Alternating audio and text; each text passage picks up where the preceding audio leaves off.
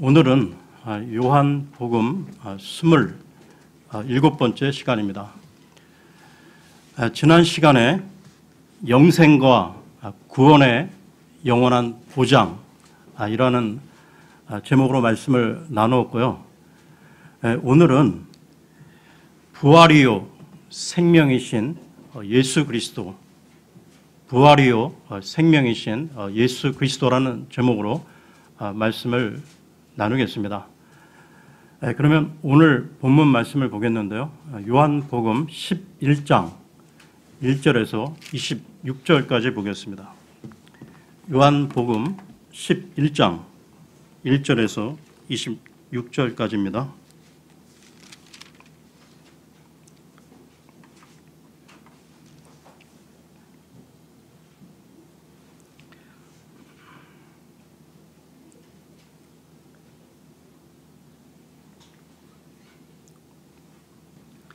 이제 나사로라 하는 어떤 사람이 병들었는데 그는 마리아와 그녀의 언니 마르다의 고을 베다니 출신이더라.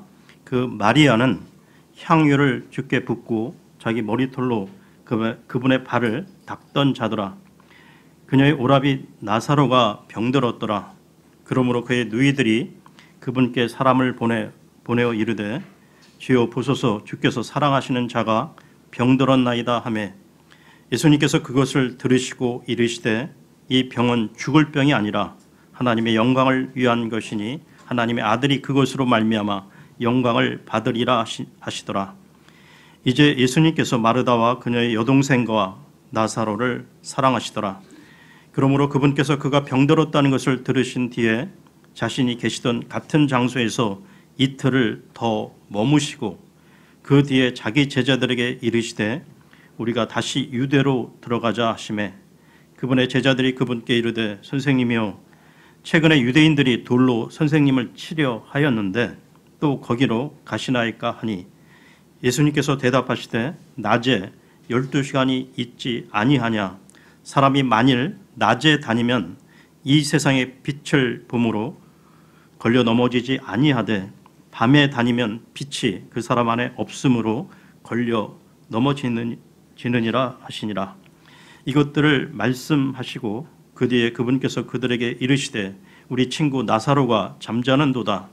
그러나 내가 그를 잠에서 깨우러 가노라 하시니 이에 그분의 제자들이 이르되 주여 그가 잠자면 좋아지리이다 하니라. 그러나 예수님께서는 그의 죽음에 대해 말씀하셨으되 그들은 그분께서 잠자며 쉬는 것에 대해 말씀하신 줄로 생각하니 이에 예수님께서 그들에게 분명하게 이르시되 나사로가 죽었느니라. 내가 거기 있지 아니하였던 것을 너희를 위해 기뻐하노니 이것은 너희가 믿게 하려 함이라. 그럼에도 불구하고 우리가 그에게로 가자 하시매 그때 디두모라 하는 도마가 자기 동료 제자들에게 이르되 우리도 그분과 함께 죽으러 가자 하니라. 그때 예수님께서 와서 보시니 그가 무덤에 누운 지 이미 나흘이나 되었더라. 이제 베다니는 예루살렘에서 15스타디온쯤 떨어진 가까운 곳이므로 유대인들 중에 많은 자들이 마르다와 마리아에게 와서 그들의 오라비에 관하여 그들을 위로하더라. 그때 마르다는 예수님께서 오신다는 말을 듣고 곧 가서 그분을 맞이하되 마리아는 여전히 집에 앉아 있더라. 그때 마르다가 예수님께 이르되 주여 주께서 여기 계셨더라면 내 오라버니가 죽지 아니하였으리이다. 그러나 이제라도 주께서 무엇이든 하나님께 구하면 하나님께서 그것을 주께 주실 줄을 내가 아나이다 하니 예수님께서 그녀에게 이르시되 네 오라비가 다시 일어나리라 하시니라. 마르다가 그분께 이르되 마지막 날 부활할 때에 그가 다시 일어날 줄 내가 아나이다 하매 예수님께서 그녀에게 이르시되 나는 부활이요 생명이니 나를 믿는 자는 죽어도 살겠고 누구든지 살아서 나를 믿는 자는 결코 죽지 아니하리라. 이것을 네가 믿느냐 하시니. 오늘 본문에는 이 베다니라는 지명이 나오고 있는데요. 이 베다니는 예루살렘에서 동쪽으로 약 3km 정도 떨어져 있는 작은 마을입니다. 여기서 살고 있던 이 나사로라는 사람이 병들어 죽게 되었고, 주님께서 그 죽은 나사로를 다시 살림으로 큰 이적을 베푸시는 내용이 나오고 있습니다. 이 나사로의 죽음과 이 부활과 관련해서 본문이 우리에게 주시는 교훈을 알아보려고 합니다. 그러면 본문으로 들어가서요, 11장 1절, 2절을 보겠습니다. 11장 1절, 2절입니다.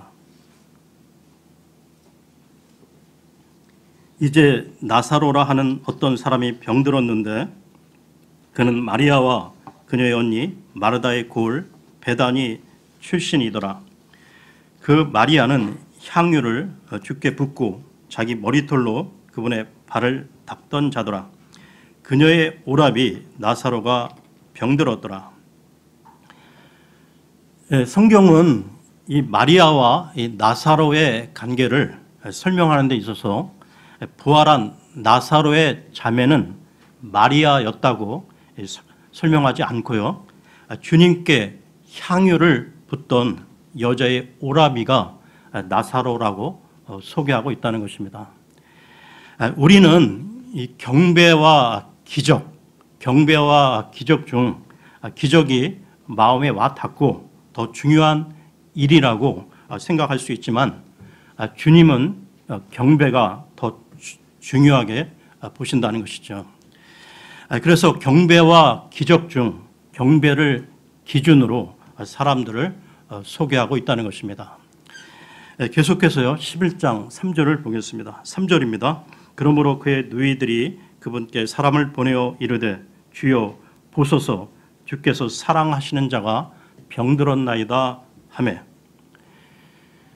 여기에 주께서 사랑하시는 자가 병들었나이다 라는 말이 나오고 있는데요, 우리는 살아가면서 무엇인가 좋지 않은 일이 생기면 자신에 대한 하나님의 사랑을 의심하기도 하고, 혹은 내가 무엇인가 잘못한 일이 없는가, 죄를 지은 것이 없는가 하고, 그래서 하나님께서 나에게 벌을 주시는 것은 아닌가 생각하기도 합니다. 그럴 수도 있지만 그렇지 않은 경우도 있는 것이, 주님께 사랑을 받지만 병이 들 수도 있다는 것이죠. 이와 관련해 디모데 전서로 가겠습니다. 디모데 전서 5장 23절을 보겠습니다. 디모데 전서 5장 23절입니다.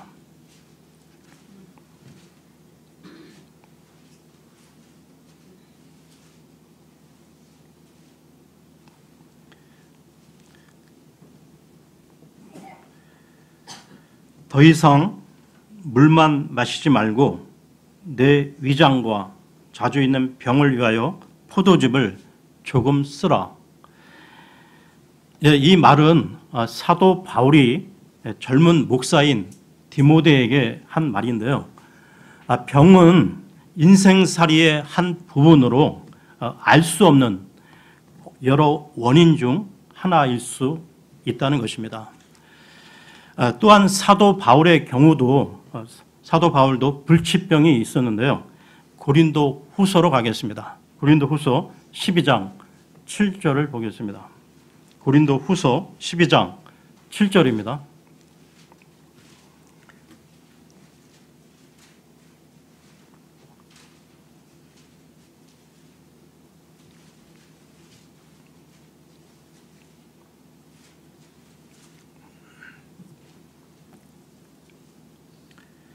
계시들이 넘침으로 말미암아 내가 분량 이상으로 높여지지 않게 하시려고 주께서 내게 육체 안에 가시 곧 사탄의 사자를 주사 나를 치게 하셨으니 이것은 내가 분량 이상으로 높여지지 않게 하려 하심이라. 이 세상은 죄로 가득 차 있고, 그 와중에 우리 육신이 연약하여 죄를 지음으로 하나님의 징계를 받을 수도 있지요. 하지만 우리의 인생에 어려운 일과 고난이 닥쳤다고 하나님이 우리를 사랑하지 않으시는 것은 결코 아니라는 것입니다. 그러면 요한복음으로 돌아와서요. 11장 4절을 보겠습니다. 요한복음 11장 4절입니다. 예수님께서 그것을 들으시고 이르시되 이 병은 죽을 병이 아니라 하나님의 영광을 위한 것이니 하나님의 아들이 그것으로 말미암아 영광을 받으리라 하시더라. 보통 우리는 하나님의 영광에 관해서는 관심을 잘 갖지 않지요. 우리가 가장 우선순위에 두고 관심을 갖는 것은 항상 우리 자신이라는 것입니다. 내가 잘되고 내가 건강하고 내가 돈을 많이 버는 것에 가장 큰 관심을 두게 되는데요. 주님께서 우리에게 어려움을 허락하시는 이유는 우리가 우리 자신을 바라보는 것을 그치고 주님을 바라보게 하기 위함인 것입니다. 그러니까 우리에게 일어나는 이 모든 일, 그것으로 인해 하나님과 예수 그리스도께서는 영광을 받으시기 원하신다는 것이죠. 이러한 시각으로 우리에게 일어나는 일을 바라본다면 우리들은 이전과는 다른 반응을 보일 것이고 우리의 인생은 완전히 달라지게 될 것입니다. 계속해서요. 11장 5절, 6절을 보겠습니다. 5절, 6절입니다. 이제 예수님께서 마르다와 그녀의 여동생과 나사로를 사랑하시더라. 그러므로 그분께서 그가 병들었다는 것을 들으신 뒤에 자신이 계시던 같은 장소에서 이틀을 더 머무시고 예수님께서는 나사로의 중병 소식을 듣고 나서 우리의 머리로는 이해할 수 없는 행동을 하셨는데요. 계시던 곳에서 고의적으로 이틀을 더 머물러 계셨던 것입니다. 더욱 우리가 이해할 수 없는 것은 예수님이 이 마르다와 마리아 그리고 이 나사로를 사랑하기 때문에 이틀을 더 머무셨다는 것이죠. 여러분, 이럴 때 우리는 우리의 시각을 더 넓게, 더 멀리 바라볼 수 있어야 한다는 것입니다. 성경 그 창세기에 그 요셉도 어린 나이부터 오랜 시간 말할 수 없는 큰 고난을 받았기에 그 이집트의 총리가 되어 큰 일을 할 수 있었고요. 그리고 출애굽의 지도자 모세도 이 광야 생활 이 40년의 고난이 있었기에 이스라엘의 놀라운 지도자가 될 수 있었으며 사도 바울 또한 육체 안에 가시로 인해 신실한 주님의 종이 될 수 있었다는 것입니다. 그러니까 고난, 고통의 모습과 정도는 사람마다 차이가 있어도 이 성도들에게 주어지는 모든 고난은 결국 매우 중요한 사랑의 선물이 될 수 있다는 것이죠. 이와 관련해 이사야서로 가겠습니다. 이사야서 30장 18절을 보겠습니다. 이사야서 30장 18절입니다.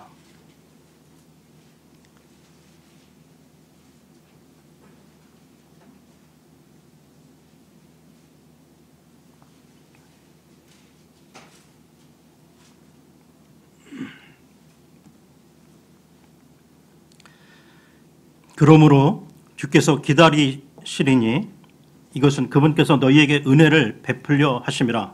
그러므로 그분께서 높여지시리니 이것은 그분께서 너희에게 긍휼을 베풀려 하심이라. 주는 공의의 하나님이시니 그분을 기다리는 모든 자들은 복이 있도다. 주님께서는 우리가 주님을 받아들이고 주님께 자신을 내어 드리기를 기다리고 계시는데요. 주님께서는 우리가 원하는 때가 아니라 우리가 주님께 마음으로 영광을 돌릴 때를 기다리신다는 것입니다. 우리 육신은 지금 당장 고침을 받고 싶어 하고 또 당장 그 현안 문제를 해결받기를 원하지요. 하지만 하나님께서는 우리가 내 자신, 내 자아로 가득 차 있을 때는 우리 안에서 일하지 않고 기다리시며 우리가 모든 영광을 하나님께 돌리려는 마음을 가질 때 비로소 일하신다는 것입니다.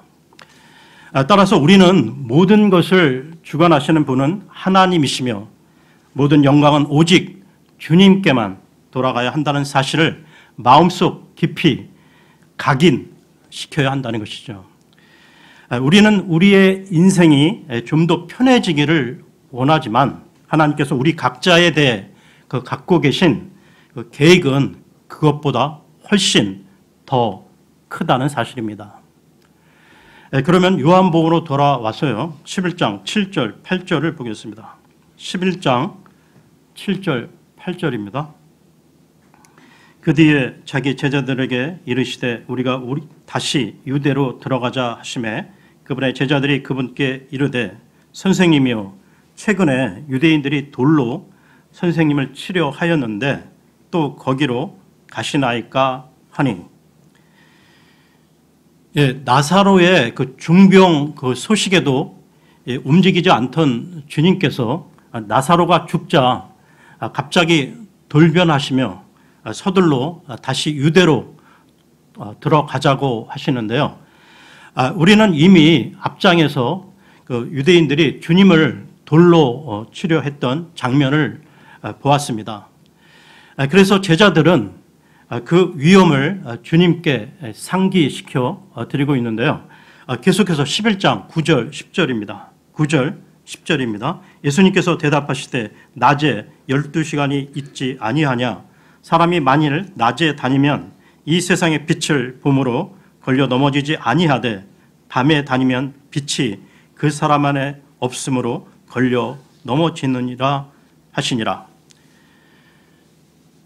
주님께서는 위험을 경고하는 제자들에게 위험이란 밤에나 도사리고 있는 것이지 낮에는 위험이 없다고 말씀하시는데요. 이 말씀의 의미를 이해하기 위해서는 당시 그 유대인들의 그 생활 배경을 이해할 필요가 있습니다. 예수님 당시 유대인들은 일출 시간인 그 오전 6시부터 일몰 직전인 그 오후 6시까지를 사람들이 일할 수 있고 활동할 수 있는 낮 시간으로 이해하고 살았는데요. 그래서 사람들이 낮 시간인 그 12시간 안에 돌아다니거나 활동하면 빛이 있으므로 실족할 수 없지만 그 이후의 시간, 즉 밤에 활동하거나 돌아다니면 실족할 수 있다고 보았던 것입니다. 그러니까 예수님은 그러한 유대사의 그 배경 이해를 통해 예수님이 있는 지금은 낮이기 때문에 유대 땅에 가더라도 죽지 않을 것이라고 말씀하고 계신 것이죠. 즉 그 상황이 아무리 어려워도 예수님이 이 땅에 살아있는 낮에는 어떠한 위험 요소도 우리를 해치지 못할 것을 말씀하고 있는 것입니다. 따라서 제자들에게 오직 예수 중심의 사고로 회귀할 것을 선포하신 것이죠. 여러분, 돈이 없어서 어려운 것이 아니고 권력이 없어서 고통이 되는 것이 아니라 주님이 없어서 밤이요 고통스럽다는 것을 아셔야 한다는 것입니다. 주님이 없는 이 날은 환경이 아무리 좋아도 칠흑 같은 밤이요 주님이 있는 밤은 그것이 아무리 어둡고 침침해도 밝은 낮에 해당이 된다는 것입니다. 계속해서요 11장 11절을 보겠습니다. 11절입니다. 이것들을 말씀하시고 그 뒤에 그분께서 그들에게 이르시되 우리 친구 나사로가 잠자는도다. 그러나 내가 그를 잠에서 깨우러 가노라 하시니. 죽은 것을 두고 잠들었다고 표현하는 것은 언제나 성도들의 몸과 관련되는 말인데요. 이와 관련해 마태복음으로 가겠습니다. 마태복음 27장 50절에서 53절을 보겠습니다. 마태복음 27장 50절에서 53절입니다.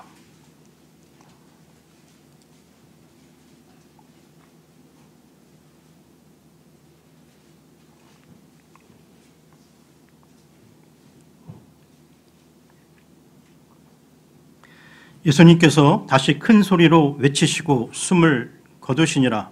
이에 보라, 성전의 휘장이 위에서 아래까지 둘로 찢어지고 땅이 진동하며 바위들이 터지고 무덤들이 열리니 잠든 성도들의 많은 몸이 일어나 그분의 부활 뒤에 무덤 밖으로 나와서 거룩한 도시로 들어가 많은 사람에게 보이니라.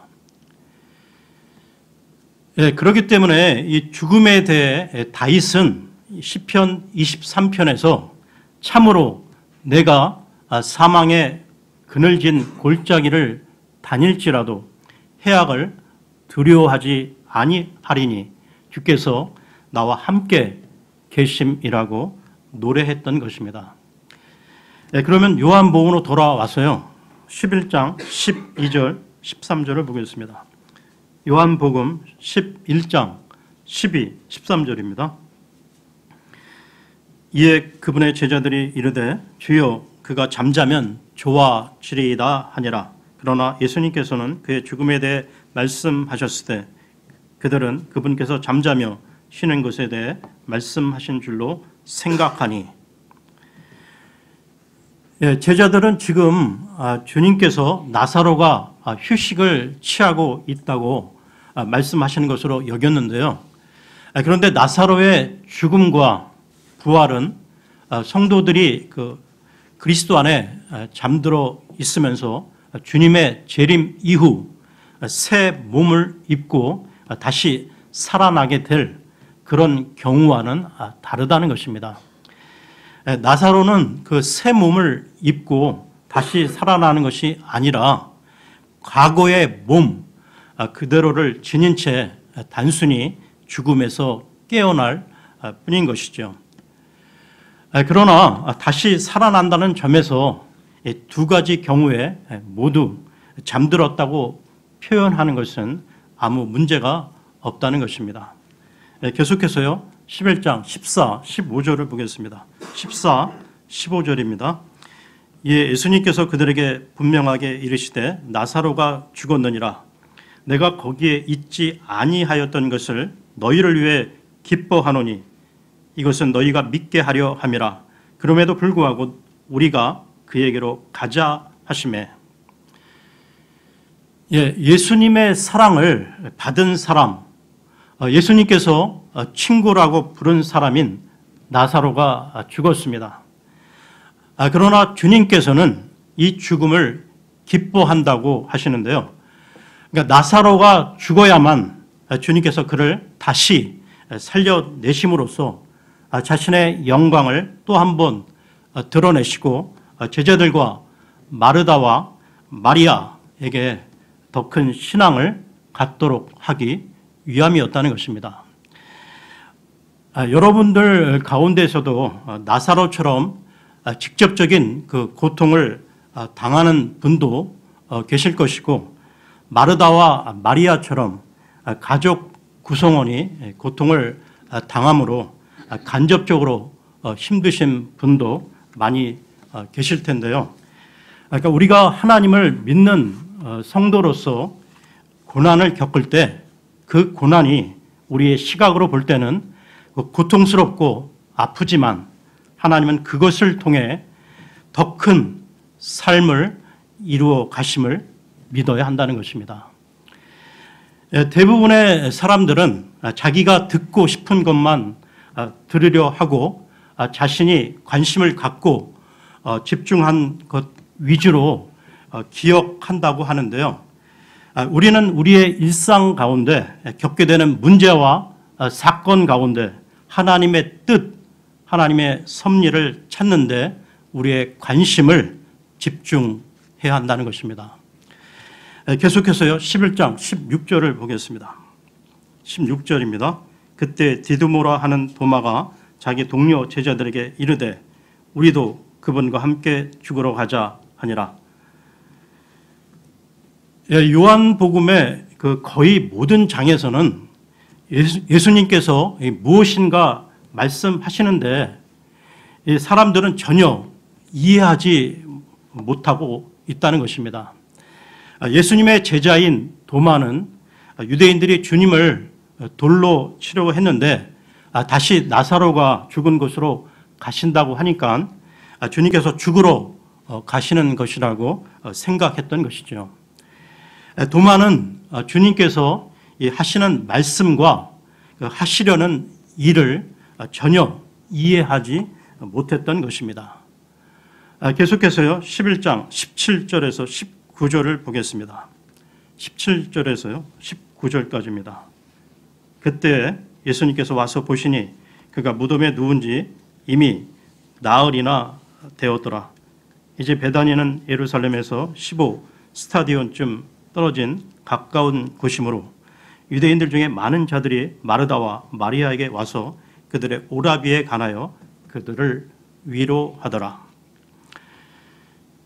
베다니와 예루살렘의 거리는 15스타디온으로 나와 있는데요. 지금 측량 단위로는 3km가 조금 안 되는 거리입니다. 그러니까 멀지 않은 거리인데요. 그러니까 많은 유대인들이 위로한다는 명분으로 여기에 모여들게 된 것은 실은 주님께서 의도하신 것입니다. 주님께서 여기로 즉시 오시지 않은 그 이유로서 죽은 지 나흘이나 되는 사람을 다시 살려내는 기적을 가능한 많은 사람들이 목격하게끔 하신 것이죠. 그럼으로써 예수 그리스도의 메시아이심과 하나님의 아들이심을 나타내는 그 증거를 아무도 부정하지 못하도록 하고자 하신 것입니다. 계속해서요, 11장 20절, 21절을 보겠습니다. 20절, 21절입니다. 그때 마르다는 예수님께서 오신다는 말을 듣고 곧 가서 그분을 맞이하되 마리아는 여전히 집에 앉아 있더라. 그때 마르다가 예수님께 이르되 주여 주께서 여기 계셨더라면 내 오라버니가 죽지 아니하였으리이다. 지금 마르다는 그 주님께 따지고 있는데요. 주님은 왜 나사로가 이렇게 되도록 아무것도 하지 않으셨습니까? 왜 빨리 오시지 않으셨습니까? 마르다는 주님의 계획도 모르고 보다 큰 그림을 볼 수 없었기에 주님을 원망하고 있는 것이죠. 계속해서 22절을 보겠습니다. 22절입니다.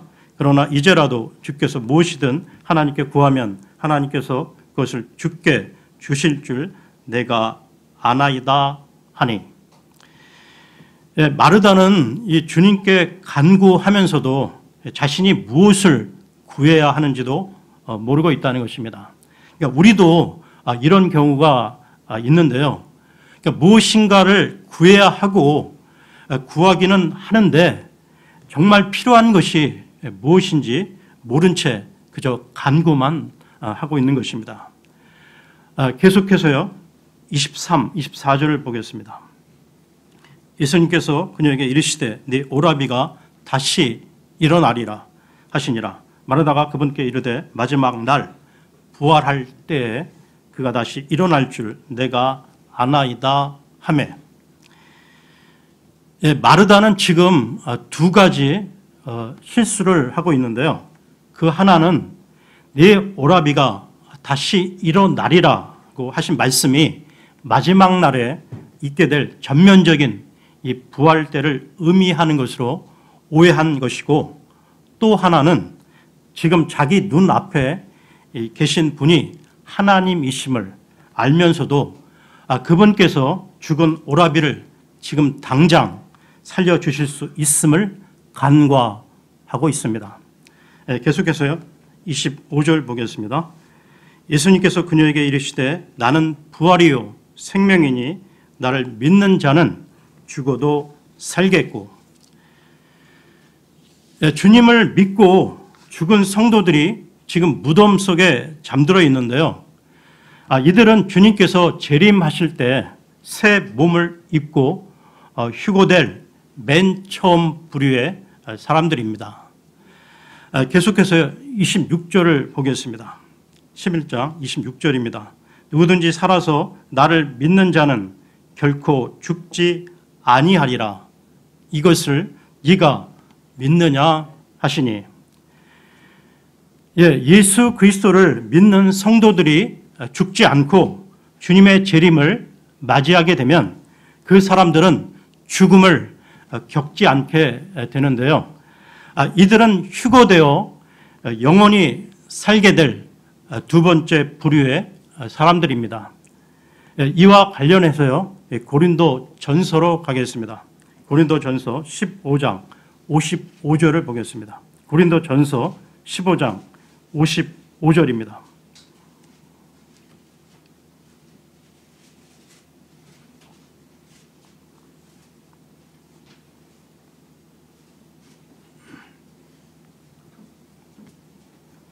오 사망아 너의 쏘는 것이 어디 있느냐? 오 무덤아 너의 승리가 어디 있느냐? 오 사망아 너의 쏘는 것이 어디 있느냐는 이 말은 주님께서 다시 오실 때 살아있는 그리스도인들은 죽음을 경험하지 못하기 때문이고, 오 무덤아 너의 승리가 어디 있느냐라는 말은 무덤 속에 잠들어 있는 성도들이 죽음에서 깨어나 나옴으로써 이 무덤에 그대로 갇혀 있지 않게 되기 때문인 것입니다. 오늘은 여기까지 하고요. 다음 시간에 이어서 계속하겠습니다. 감사합니다.